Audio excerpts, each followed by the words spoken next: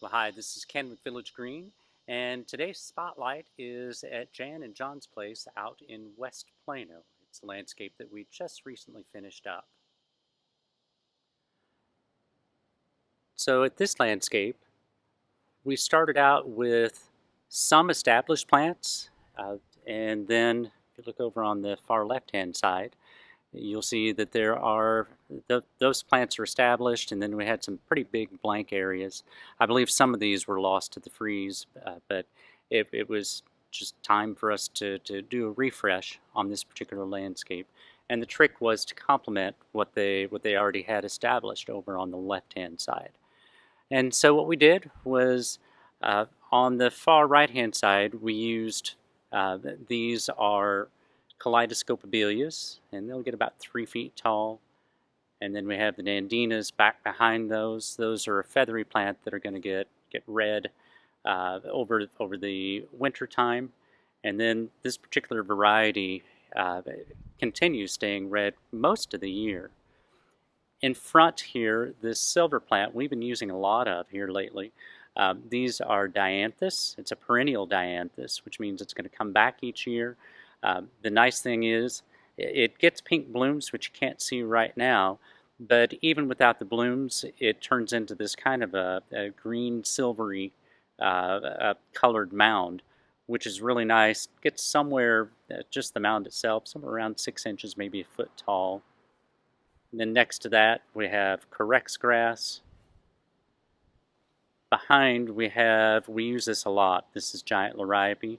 We use this because, number one, the regular liriope around in this area some years ago started getting a fungal issue, and we're finding this giant liriope is less susceptible to that.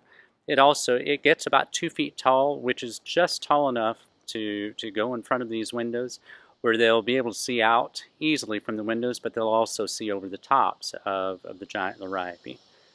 And that's a similar concept with this flirt nandina. That's the small feathery plant. And then next to the entry, framing the entry, we usually like to use a plant that gets somewhere around 3 or 4 feet tall, because what we want to do is to have a plant that gets tall enough to frame the entry without getting so tall that you feel like you have to squeeze past it. And so this particular plant that we have here is a Pringle yew. And you may be familiar with a plant called Japanese yew. It also goes by the name Podocarpus. The Japanese yew, or Podocarpus, that gets really tall, somewhere around 12 feet tall or maybe a little bit larger. Obviously we don't want that here.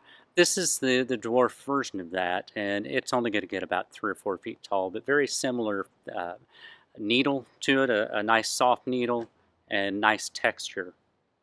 And that can take some sun, and it also does fine in the shade, which is what we have here. And then in front of that we have these are dwarf Mexican Petunia. The dwarf is the one that you want. The tall one really gets out of hand. This one is a spreader, but it can be kept contained pretty easily. And as you can see, it has these really nice purple blooms on them. It's a very consistent bloomer.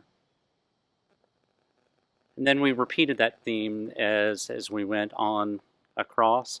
These are Japanese maples. On either side, those were existing. They're beautiful trees. And then we had, again, the Mexican Petunia. This plant here is a variegated sedge, which also is a nice plant for the shade. So this is Ken with Village Green. If you like these videos, please subscribe to our YouTube channel and also subscribe to our quick tip emails where you'll find even more gardening information. Village Green, your neighborhood lawn and landscape experts.